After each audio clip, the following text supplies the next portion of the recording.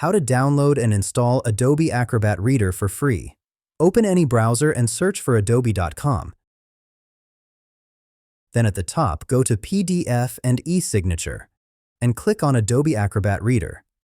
This will open the Acrobat page, and if you scroll down a bit, you'll see a comparison between Acrobat Reader, Acrobat Pro, and Acrobat Studio. Pro and Studio are paid, but Acrobat Reader is completely free. Click on Download now, and the download will start immediately. Once the installer finishes downloading, double-click it to start the installation process. After installation completes, click Finish. And Adobe may ask whether you want to set Acrobat Reader as the default app for opening PDF files.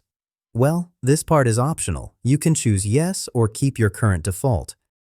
And now, whenever you open a PDF file, it will open inside Acrobat Reader, where you can view and do basic PDF tasks.